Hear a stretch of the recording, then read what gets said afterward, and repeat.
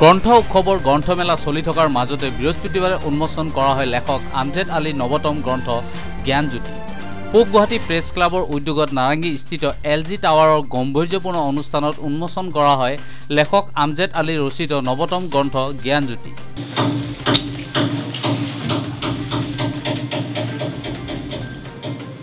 গ্ৰন্থখন উন্মোচন কৰে কবি সাহিত্যিক তথা শিক্ষাবিদ ডক্টৰ পূৰ্ণ ভট্টাচাৰ্যই। গম্ভীৰ্যপূৰ্ণ অনুষ্ঠানত নাৰেংগী সমাজকৰ্মী তথা ব্যৱসায়ী ললিত দাস প্ৰমুখ্যে বহুকেইজন গণ্যমান্য ব্যক্তি। আমাৰ পূব গুৱাহাটী প্ৰেছ ক্লাবৰ সভাপতি লেখক এগৰাকী সুৰাম গামোচাৰে সম্বৰ্ধনা জনাব। জ্ঞানজ্যোতি নামৰ এই গ্ৰন্থখন লিখি উলিয়াইছে। গ্ৰন্থখনৰ সমস্ত দিশ মই অধ্যয়ন কৰিব পৰা নাই যদিও তাৰ কিছু দিশ বিশেষকৈ যিটো মানে অৰ্থ নলেজ অফ বিউটি, এই গ্ৰন্থখনত বিভিন্ন দিশ মানে সামৰি লোৱা হৈছে।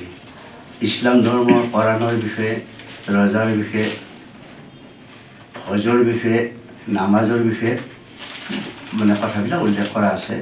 আৰু কোৰাণৰ যিবিলাক শ্লোক আছে, এৰাবিকত আয়াত বুলি কয়, শ্লোকসমূহৰ মানে অসমীয়া ব্যাখ্যা দাঙি ধৰা হৈছে। তাৰোপৰি আদৰ্শ পৰিয়ালৰ পিতৃ মাতৃৰ ল'ৰা ছোৱালীৰ প্ৰতি কি কৰ্তব্য, ল'ৰা ছোৱালীৰ মানে পিতৃ মাতৃৰ কাৰণে কি দায়িত্ব, আৰু মহিলাসকলৰ কি কৰ্তব্য, এইবিলাক কথাও দাঙি ধৰা হৈছে। তাৰোপৰি ভাৰত বুৰঞ্জীৰ, অসম বুৰঞ্জীৰ বিশেষ ঘটনাসমূহ মানে দাঙি ধৰা হৈছে। উন্মোচিত জ্ঞানজ্যোতি নামৰ গ্ৰন্থখনিত 8টা অধ্যায়ত সন্নিৱিষ্ট আছে পিতৃ মাতৃৰ, ল'ৰা ছোৱালীৰ কৰ্তব্য, সাধাৰণ জ্ঞান, হিজৰী খ্ৰীষ্টাব্দ, অসমীয়া চন, মাহ, বাৰ আদিৰ লগতে ইছলাম ধৰ্মৰ নামাজ, ৰোজা, হজ আৰু কোৰাণৰ আয়াতৰ অসমীয়া ভাঙনি আদি। লেখক আমজেদ আলী গ্ৰন্থপত্ৰৰ মাজতে জ্ঞানজ্যোতিক পঢ়ুৱে সমাজে আঁকোৱালি ল'ব বুলি আশা প্ৰকাশ কৰে।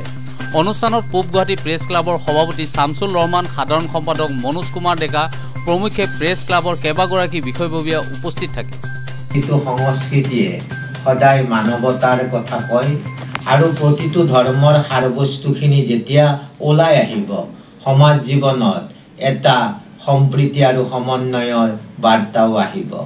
ইয়াৰ বিভিন্ন অধ্যায়ত তেখেতে যেনেধৰণে নামাজ, কোৰাণৰ অন্যান্য ইতিহাস, কোৰাণৰ অন্যান্য দৰ্শন আৰু সকলো সামৰি ইছলাম সভ্যতাৰ জ্ঞানখিনি বিশেষকৈ ছাত্ৰ ছাত্ৰী আৰু সাধাৰণ মানুহখিনিক দিবলৈ যত্ন কৰিছে।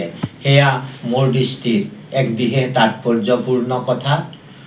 এনেকুৱা পুথিত বিতৰ্কিত কথা নাথাকি যেতিয়া সমন্বয়ৰ বাৰ্তাবাহক হিচাপে সি সমাজত স্থান পাব, তেতিয়াই তাৰ ভিতৰৰ গৌৰৱ বাঢ়ে, সি উজ্জ্বলতাৰ পিনে গৈ থাকে।